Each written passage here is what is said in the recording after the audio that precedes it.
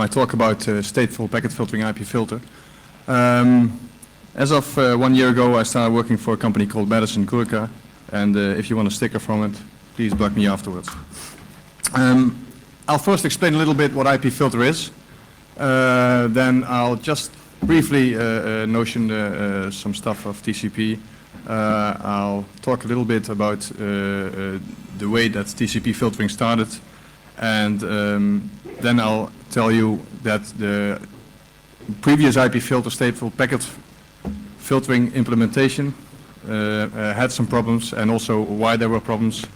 I'll mention what the design criteria of the new method were, and then I'll discuss well, how that new method works. I'll briefly mention the way it's implemented, also the way it's tested, and some experience with it, and I'll end off with the future of it. And I'll be drinking a lot because otherwise my throat hurts afterwards. Does anyone have a glass, by the way? Then, yeah, well. I'm sorry. Oh yes, IP filter has had some press coverage the last year, and I'm not going into that. If you don't like its copyrights, well, don't use it.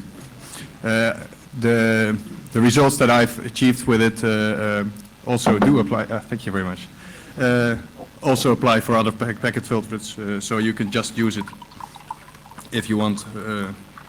Like for instance in the new OpenBSD packet filter called PF, where it's actually being in use right now. Okay. Well, IP filter is a freely available packet filter. I used to have an open source packet filter, but I didn't dare to put it there. It runs on a huge amount of operating systems. In fact, I think that the current version also runs on True64, but I'm not sure. Otherwise, 4.0 will do, the next version. And well, it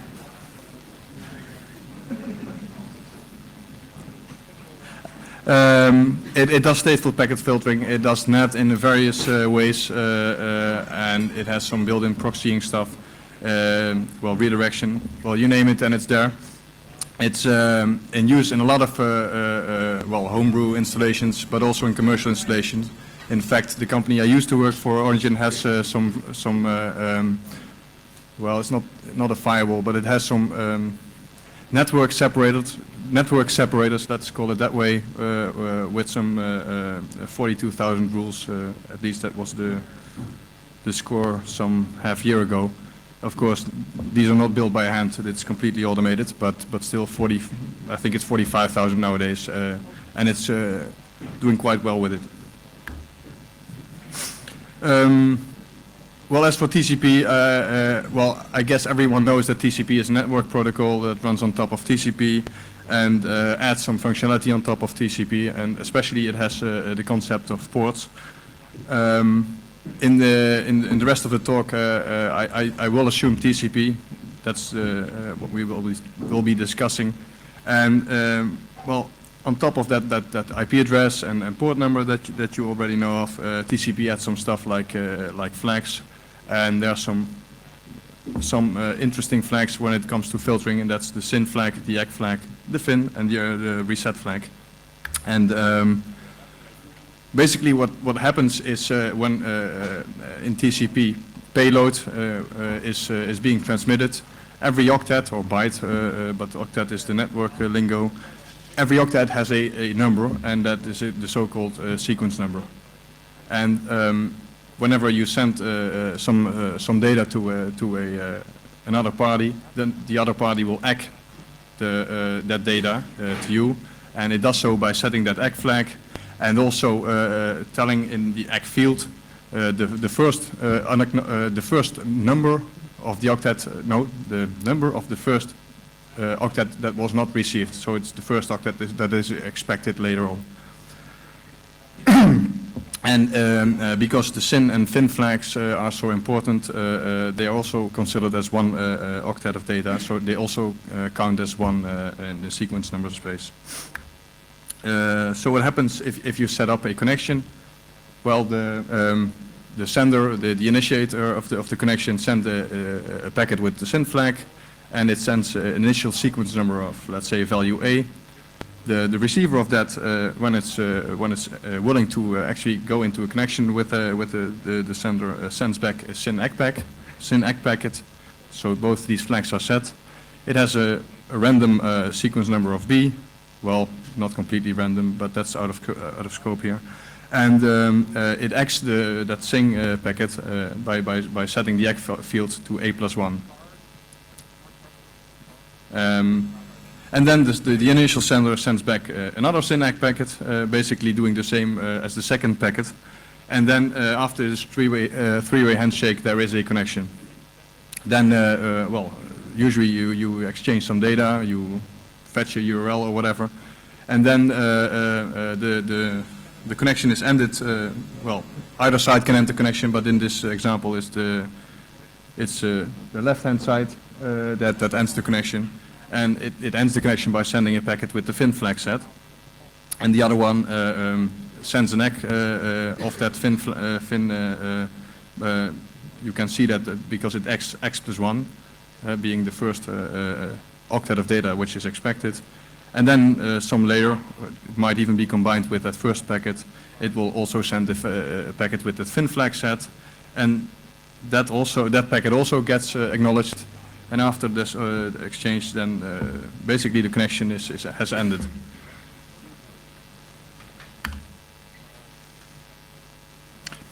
Of course, when a connection is established, you cannot send infinite amounts of data to the other side. You need to have some way of doing flow control, and that is done by so-called window announcements. A receiver of a packet will send back a window announcement to the sender, and that sender will then know because of that window that it is not allowed to send more data than that window into the network. And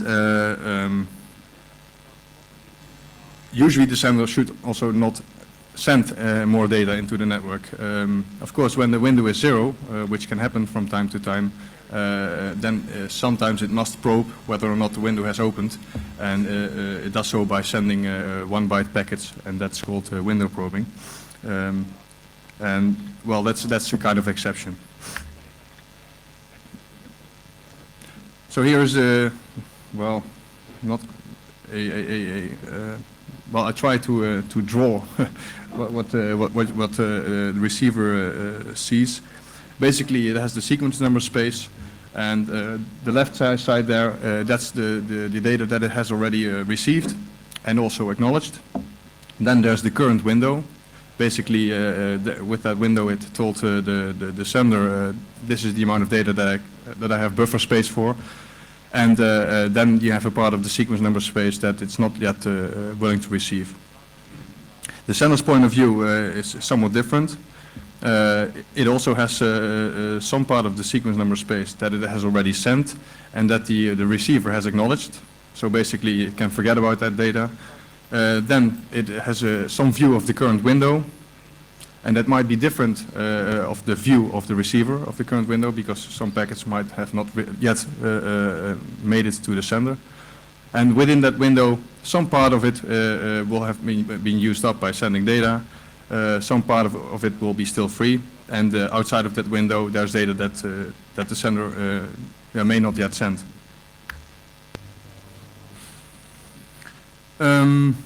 Okay, that's for, well, the short TCP intro. At least that's the amount of knowledge that you need in order to understand the rest of it, plus some mathematical stuff. Now let's take a look at the way that firewalls and filtering packages used to filter TCP in ancient days. Well, the first was on address and ports only. So basically, if you had an SMTP server running on port 25, and you would allow traffic to that SMTP server, you say, Well, anything that goes to port 25 is allowed through.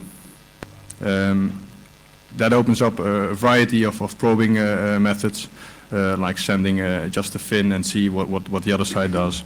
And anyway, it's too liberal. Then another way of doing it is basically say, okay, I will allow packets that establish connections, so I will allow SYN packets to port 25, and for the rest I will allow anything through with the ACK flag set. And that's what the established keyword in Cisco access lists did. And that's also pretty liberal. Because it doesn't keep state, Cisco doesn't keep state, you can just send a packet through with the ACK flag set, and then you'll see what the other side does. It sends an RST, or it sends nothing, or whatever. And by doing it that way, you can at least establish that some host on the other side of your filtering lists is up or not, and you can derive some further information as well. So also too liberal. Then, of course, the obvious choice is to make it stateful. Basically, you track a connection when you see packets of the three-way handshake floating through your firewall. You make a state entry, and basically every packet that you think that belongs to that connection, you pass it through your firewall.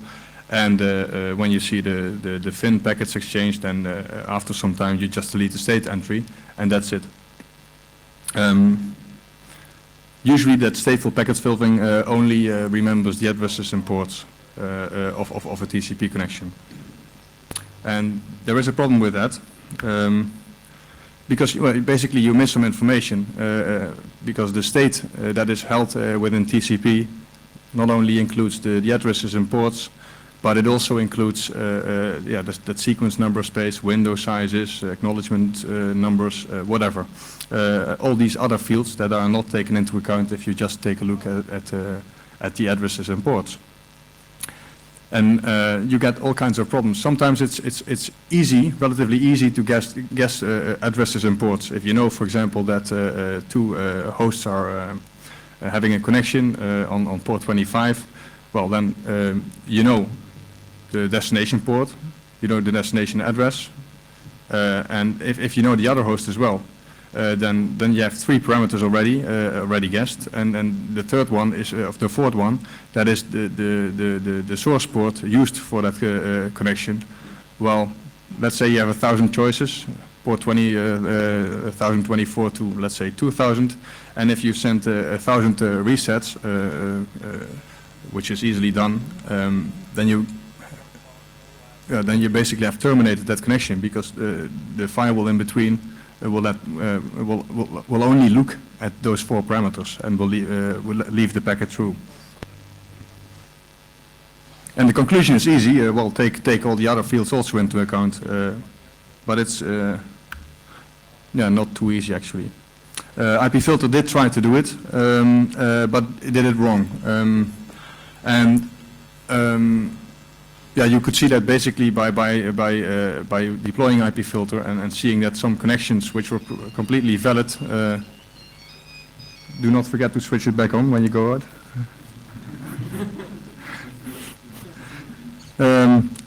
The reason that you could see that it was wrong because basically you had some hanging connections. You had a perfectly valid connection, and at some point in time the connection was still there according to the sender and the receiver of that connection, but the firewall host in the middle would not have a state entry anymore, or it would still have a state entry, but it would say no, any packet which goes through me is basically not valid with respect to that connection. So basically wrong. And the reason that it was wrong is it had the assumption that when you saw a packet coming in from say host A to host B, that the packet, as seen by that filtering system, would eventually reach B. But you don't know that. It might get lost in the meantime, and you just don't know. So there are three views of the connection, of course. There's the view of host A, there's the view of host B, and there's the view of the filtering host in the middle. And they are not necessarily the same. In fact, they are always different because packets are in transit.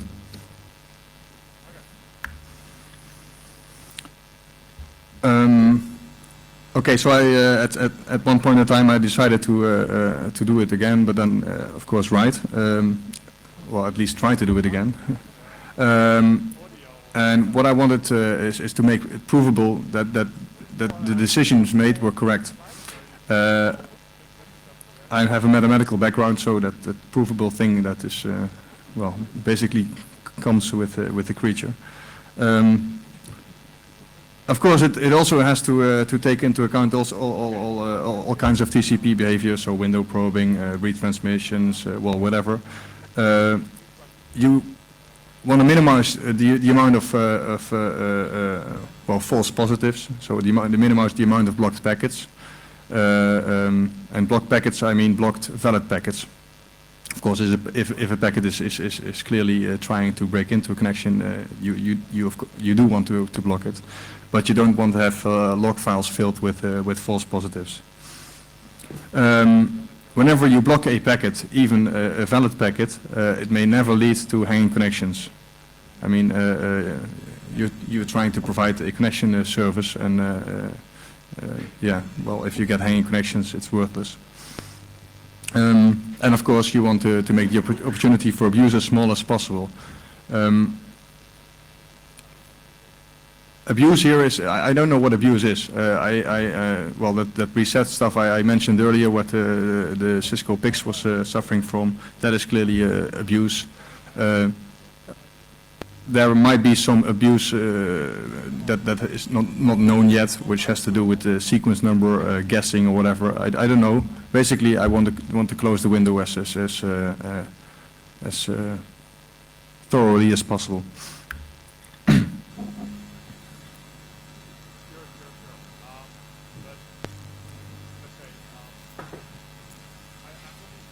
So what we're trying to do now in the coming slides is set bounds for sequence numbers that you see in packets and for acknowledgement numbers. And you get lower bounds, upper bounds for both of them. And then basically you have a means of seeing whether or not packets are valid. The situation is that we have a host A, a host B, and packets are usually sent from A to B. And F is a filtering host in the middle. We also assume that F sees every packet that goes from A to B and vice versa. Well, yeah, if you need to keep track of the whole connection, you better see all the packets. So if you have asymmetrical routing, yeah, too bad. Then you should not use this stuff. In this case, host B sends acknowledgements and window updates to host A, and we're trying to set an upper bound for the sequence number space. And well, here you see some 3 packets with different acknowledgement numbers, and well, you also see that the window is about the same for the first and third packet, and between the first and the second packet, apparently the buffer space, well, the data received was not yet eaten up by the application, so the window remains the same. Host A sends, of course, data, and well, here you see 2 packets, and what you see is that that last byte of data, of course, may never exceed the last, well, the largest ACK plus win value that you see in the packets. That the last octet of valid data must be smaller than the largest value of ACK plus win seen as of yet, and that's basically that upper bound that we're looking for. Let's formalize this a little bit. A sends packets and with sequence number in the interval S plus n, and S plus n is basically well, the first sequence number that is not in the packet. Therefore, I have around how do you say that? Bracket. So the last octet in the packet that comes from A should be smaller than the maximum octet A is allowed to send. Yeah, well, that's the whole thing of windows and acknowledgements. And if you translate that into a, well, something that looks like a formula. It's S plus N minus 1 is smaller than the maximum value of X plus Win minus 1 of packets that are sent by B and seen, of course, by A. I mean, it's A is we're sending that data, and so we're talking about packets that are seen or sent on host A. But of course, if a packet has been sent by B and it's seen by A, then it's certainly seen by F, by the filtering host who is in the middle. I mean, because it might see more packets, but it will certainly not see less packets.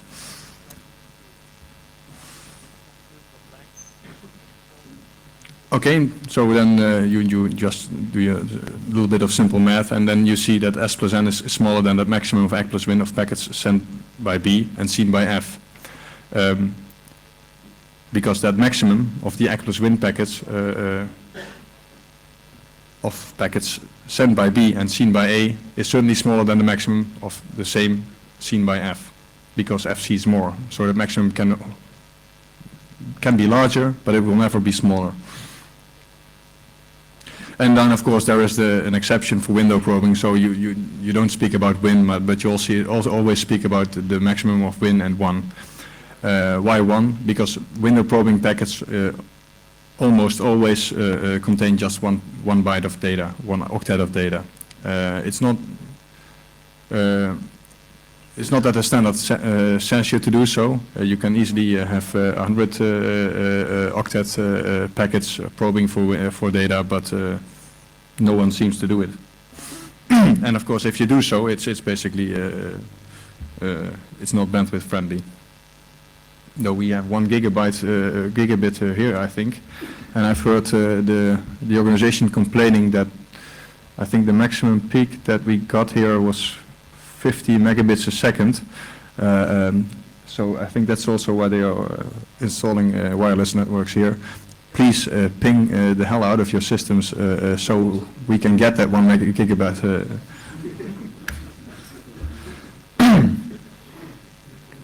Anyway, that was an upper bound. The lower bound is basically the same. There's a paper on my website which explains it in much more detail. I'm not going to read this for you, but basically what you do is you use the previous boundary, which is kind of funny that you could use the upper bound for the lower bound as well, and you realize that if you have the maximum of X plus Win for packets, then it's smaller than the maximum of X plus the maximum of Win. That's basically the mathematical background that you need. And if you do it that way, you can see in that paper that you can just, like chewing gum, you can basically separate the whole formula, and then you get this one, the second line. And there you see that we have a lower boundary for sequence numbers. I'm not sure. I think that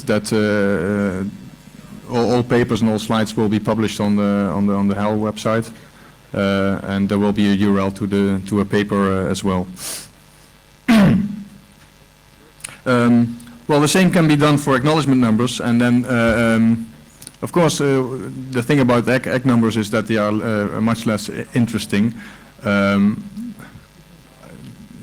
mean, sequence numbers basically means data, and if you can have a packet coming through with valid, with not valid data, but which is accepted, then you basically can insert, should be able to insert data into a connection. With egg fields, you can do less damage. You can do damage by acknowledging data that was not yet received by the other side, and then basically have a hanging connection. So the upper bound of for acknowledgement numbers is much more interesting than the lower bound, and that's fortunately because I was never able to get a good lower bound, as we'll see later. Well, you have the same situation. Host A sends data, sequence numbers, starts at sequence 0, and it has some length, and then it sends a new packet with new data, and host B acknowledges that data. And of course, you can never have an acknowledgement for data that was not yet sent, and that's the upper bound. Yeah, that's pretty easy, and you can formalize that basically into a formula. The acknowledgement can never be larger than the maximum of S plus n, basically the first octet not yet sent, and well, that's the upper bound. The lower bound, like I said, it's much harder, and the reason is that you can have a packet just containing an acknowledgement value, no data, and keep that in a network for quite some time. You know, have a routing loop or whatever, and then suddenly it pops up again, and it goes to host B, and or A or whatever. It might be a perfectly valid packet that just arrived 30 seconds late. So it's a valid packet, but yeah, well, it doesn't make any sense for that connection anymore. On the other hand, you don't want to generate too much, well, valid blocked packets. No, you don't want to generate too much logging information about these kind of packets, but they do happen. Well, I did I tried first to say, well, acknowledgement move forward. But then again, if two packets are switched in transit, then you also have a blocked packet. So in the end, I said, okay, everything within some large amount of octets from the current data fields, the data that we are expecting, that is a valid ACK, and otherwise it's not valid. And of course, that 66,000 is larger than the largest window that you can announce. So it's some time ago.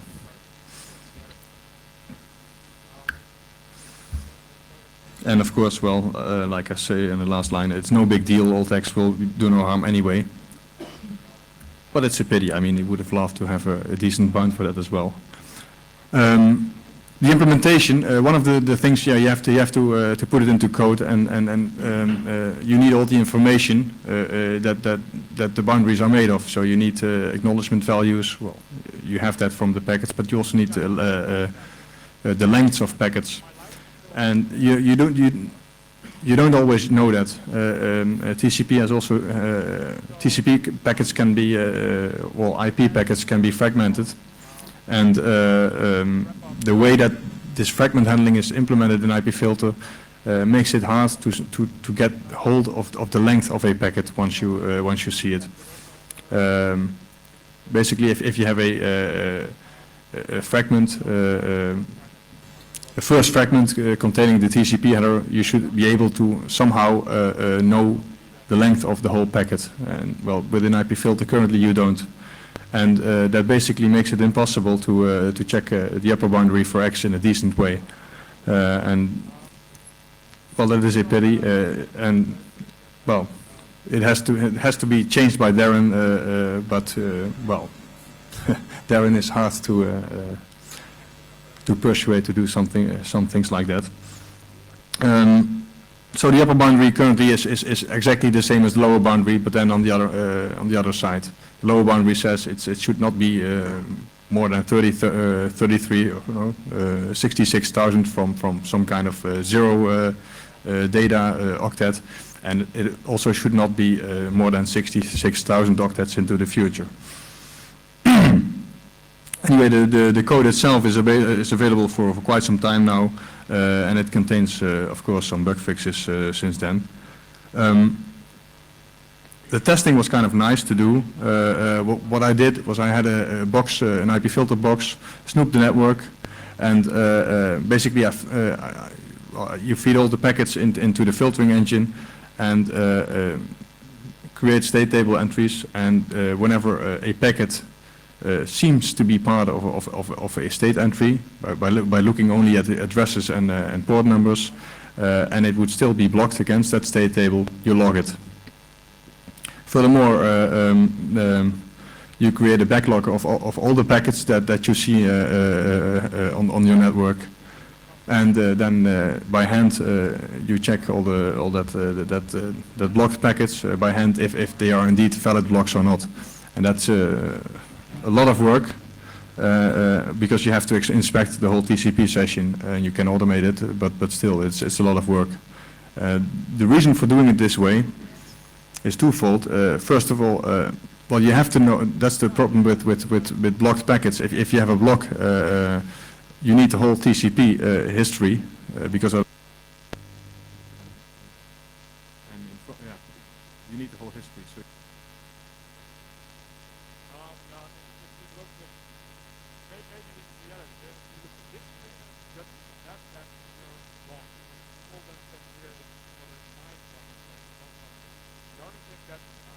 So you can just hook up your box to your network and see whether or not packets are blocked. And in fact, I used such a box on a production network, and consisting of a lot of systems with local connections, but also worldwide connections over satellite links. And then you have, well, basically what you need. You have some packet loss, you have some weird TCP behavior, and then well, it worked out pretty well actually.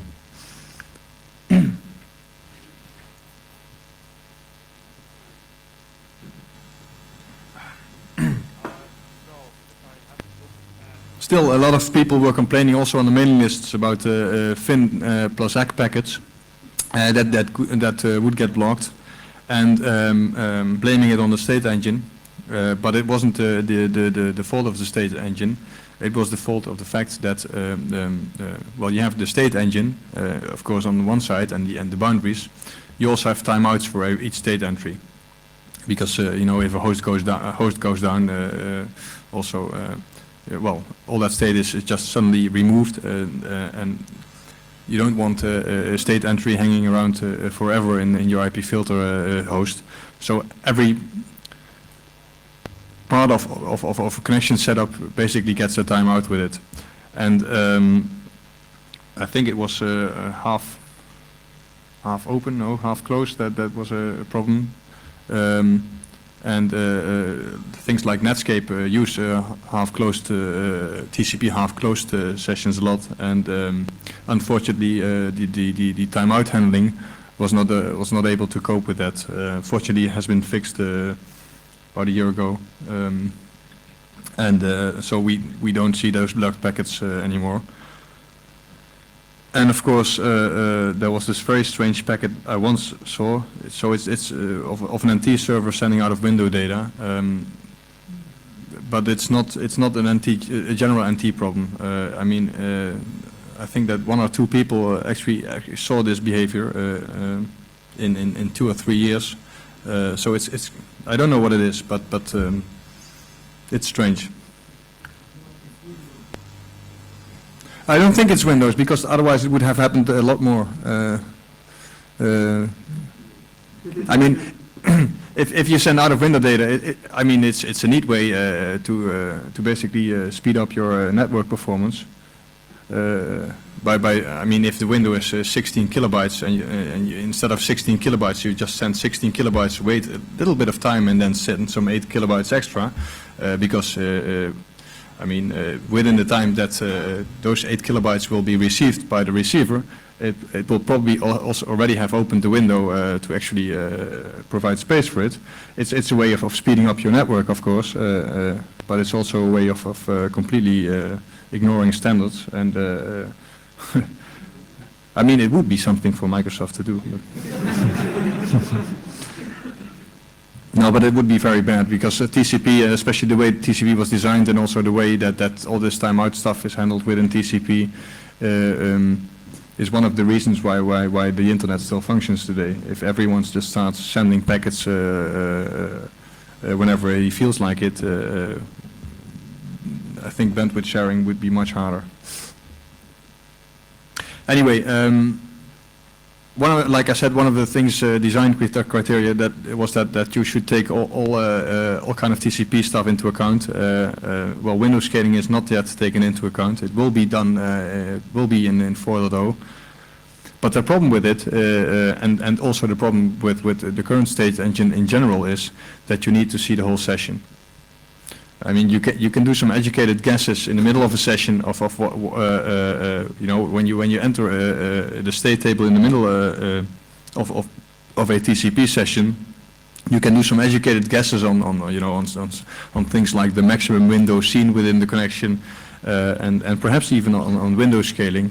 But it's an educated guess, and it's wide open for abuse actually. So currently the window scaling support that is done in 4.0 only works when you see the whole TCP session. And it makes sense because the window scaling option is only sent in the first packet of a connection. Of course, fix the fragment handling, so that acknowledgement upper bound can be checked against. Well, support for sessions entering the state table after establishment, like I said, you can do it, but it will, well, in more than half of the cases, it will indeed fail, and you will get hanging connections. But there's one other problem. If you see a packet and you say, okay, well, I think this is a valid connection, you would like to have a means of checking that it's a valid connection. And Firewall 1 actually uses a neat method for doing so. You get a TCP packet with an ACK flag set, and basically it will remember that packet. It will, I think, decrease the ACK value with some number of octets. It will remove the data and send the packet through. And if you get an RST back, then you know that it's that the connection never existed. And if you get another ACK back, but then, well, in what the other host expects, then you know that the connection actually exists, and then you have a means of checking without disturbing the real connection, checking if a connection did exist. And that would be very nice to have actually. The added value is that, well, especially if you have a homegrown firewall or something like that, and the firewall has to be rebooted, currently, if you basically lose everything. Yes. Well, and this is a means to compromise. It's less secure than basically having all users set up their sessions again, but it's only less secure for, well, you can turn off that functionality after a couple of hours or something like that.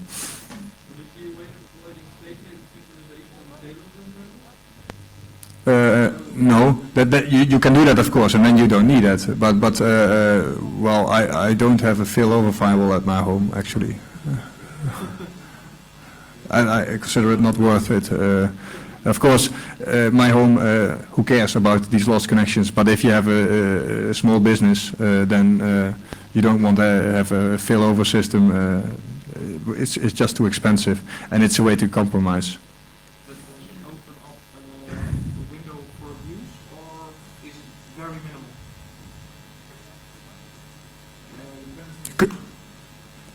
If there is, I mean. If there is a way of actually checking that the connection existed without interfering with the connection, then I don't think it will open up an opportunity for abuse, unless, of course, that every host on the internet also uses window scaling, and you have to make educated guesses on window scaling. Because if a packet comes in with a sequence number way out of your current bounds, then two things could have happened. Either there is no window scaling involved at all, and this is clearly an attempt to inject some data, or you could say, well, perhaps it has a 1 megabyte window, and let's just assume that and open it up. And that's the problem with assuming without actually seeing what's going on. And that also, well, once you start assuming things, then you open up the possibility for abuse. Yes.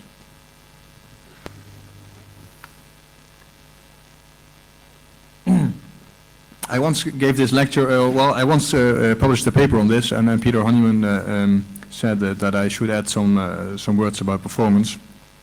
And well, I still have not done any measurements, basically, because I don't think it's worth it. It's 40 lines of C code without any loops. I could have counted the machine instructions or something like that, but it's overhead of basically nil per packet. Of course, each state table entry becomes larger because you want to have more fields into the state, and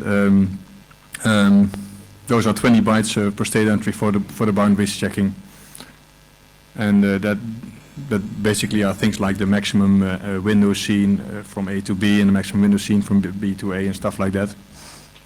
And if, when wind scaling is implemented, then it will be some bytes more, but it's rather minimal, especially with current memory prices. And that's it. Ah, cool.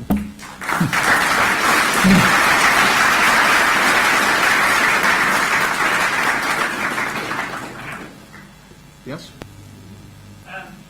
Because to get the filtering to work, we want to allow all legal traffic, all good traffic. Yes. On the other hand, because of security, you want to allow as little traffic as possible. And in the ideal case, you get the exact traffic and the no boundaries, meaning you exactly allow what's legal traffic. That's your idea.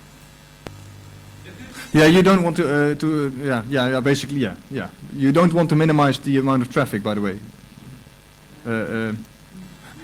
Like you said, you want to minimize the amount of non-legal traffic, yes. But it turns out that what the filter accepts is exactly from TCP/IP. Isn't that exactly what the TCP/IP stack should implement anyway? Why is there a need to take it out of the machines and not being protected? Well, that's why would you deploy a firewall? Suppose you have an IP number 1, and that IP number is down, and you send a SYN packet, for example. Then there will be no response.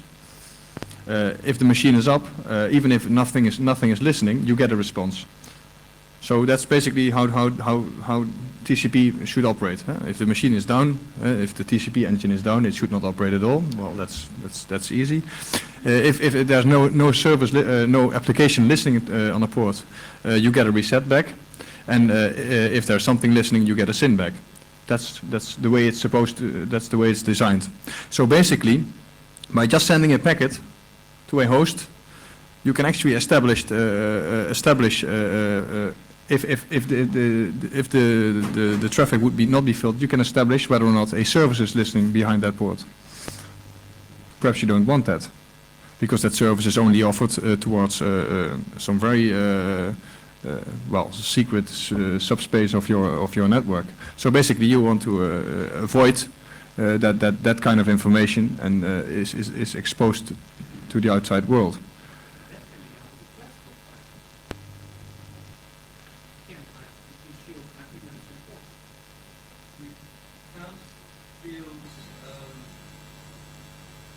People sending valid packets, as in ACK packets. Classical firewalls just don't do stateful. Non-stateful is some shit.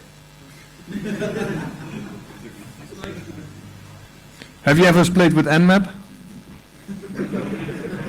No, but do it, and I'll give you my email address, and afterwards, if the question still holds, I'll be glad to try to answer it again. But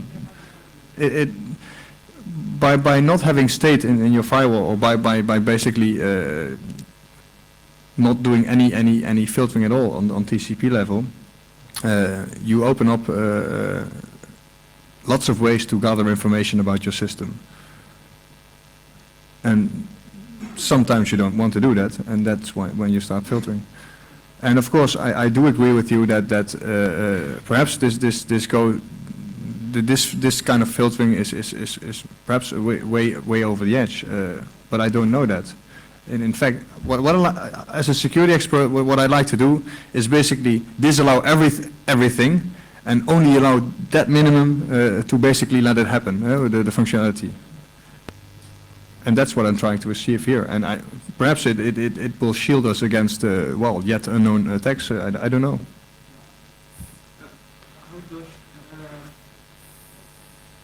How can you safely check valid ICMP packages in response to a TCP connection? Well, you can do that, and IP filter actually also does it. If there's two kinds of ICMP packets. There's things like ping, and then there's a channel, request response, and an error. Yes, and especially the latter ones, they by standard they are obligated to include the first 8 or something. A few bytes of the packets, and that few is not just a number. It's enough to actually take a look at the IP addresses, and I think it also includes the port numbers. Yeah, I do agree. You don't see the sequence numbers and stuff like that, but for TCP it's not even that important, because TCP will not ever take a look at ICMP packets. Even if it's an ICMP destination unreachable, TCP will not take a look at it. And the reason for doing that is if it would take a look at it and one router goes down, the router just before will say, hey, destination unreachable. And basically TCP waits for the network to establish a new route and then take up the connection again. It is designed to ignore ICMP error responses. Does IP filter take that into account? Well, you can say in your filtering lists, basically keep state, and also when you, I think it automatically includes the code then to allow through ICMP response packets for a destination, and it checks that against as much as possible against the state table, but as much as possible.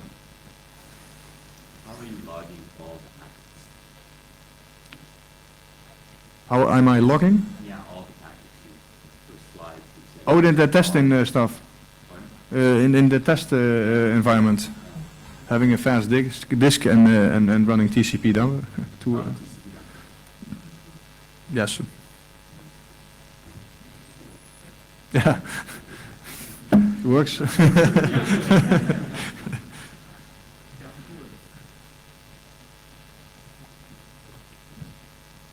No more questions? Oh yeah, okay, excuse me.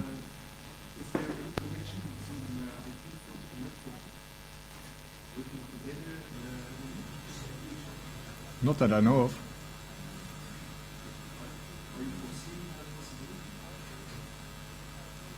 Net filters.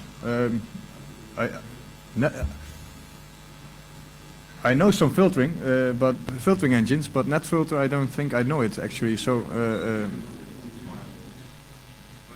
Which? Oh, that's the new one. Oh, I thought it was. Is it called NetFilter? IP tables. Oh, okay. Because yeah. Anyway, I don't know. Well, I mean, it's open to look at each other's code. So yeah, you can just basically steal it. But then, well. To be honest, when I take a look at the history of filtering in Linux, then there is this thing called not invented here syndrome. Well, why do it 3 times or 4 times? How many?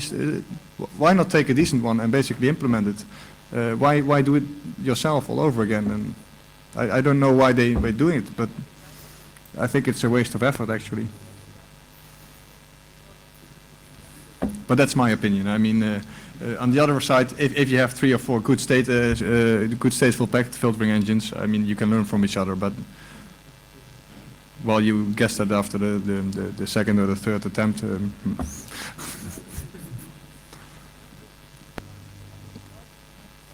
it's the same. There's IPFW within FreeBSD. So there's some different engines, and basically you can use the one you like. Even in FreeBSD, some people use both. You can use IP filter for your packet filtering and IPFW for your bandwidth control or whatever.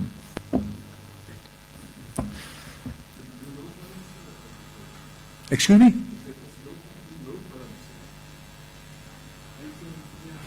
Load balancing? Yeah, that depends on how you want. Yeah.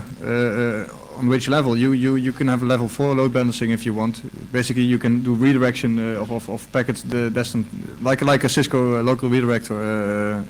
Yeah, you can do stuff like that, yes.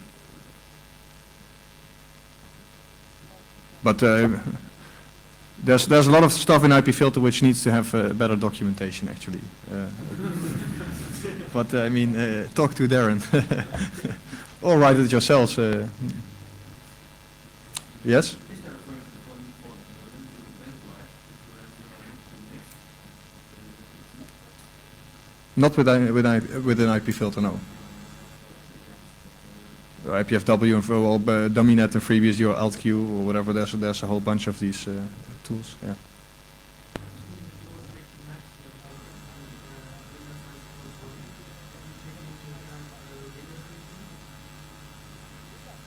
No, no, because it's bad practice anyway. So no, and I'm not sure. I think the host RFC actually says don't do it, but and if it says don't do it, then basically the ones that do suck and they are out of luck. No. Yes.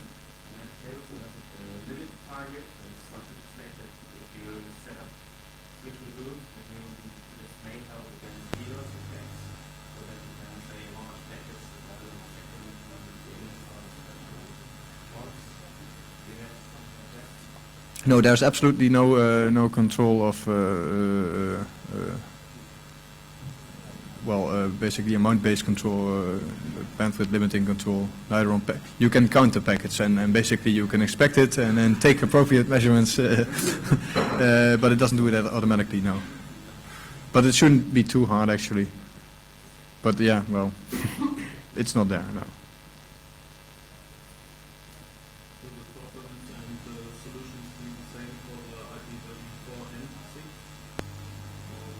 Well, there is no difference in TCP for both IPv4 and IPv6. I mean, TCP stays the same. It's just the IP that changes. So yes, it works. Okay. Oh.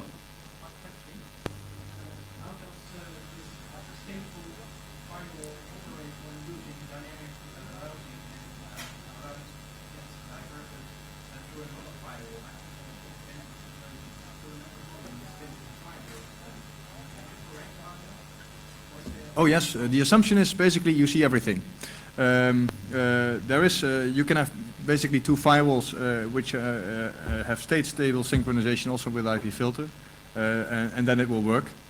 But state-stable synchronization is is basically a high bandwidth, low latency operation. So you can do that with one firewall in Berlin and the other one in New York or whatever. So if basically you have a failover to the other side of the world, or you have asymmetrical routing, then no, then this doesn't work. No, you can't implement it. If you don't see the packets, then you cannot take decisions on the whole connection. Or you have to have a firewall and then have to exchange states. That's what. Yeah. You plan to implement state-stable synchronization before?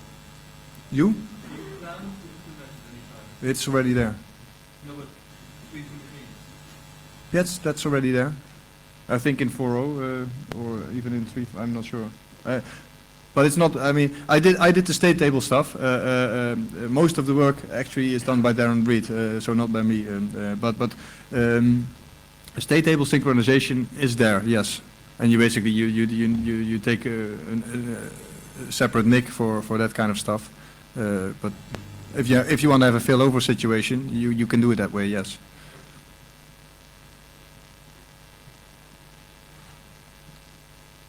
Okay? No.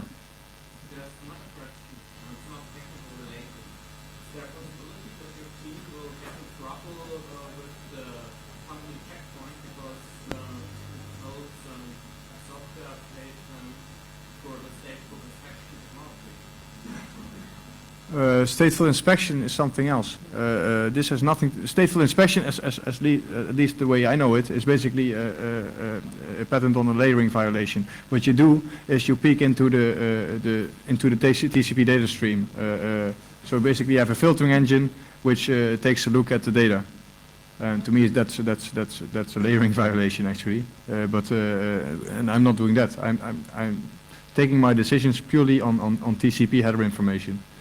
And stateful inspection basically is taking a look at for example, FTP command exchanges, which is one layer up.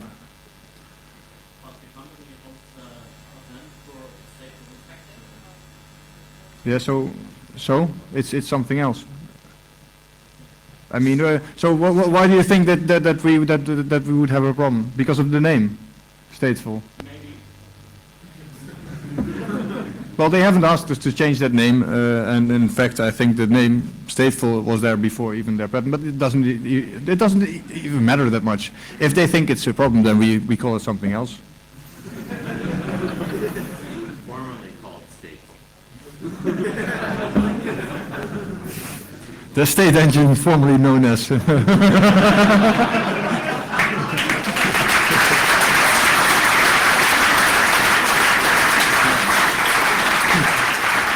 Okay.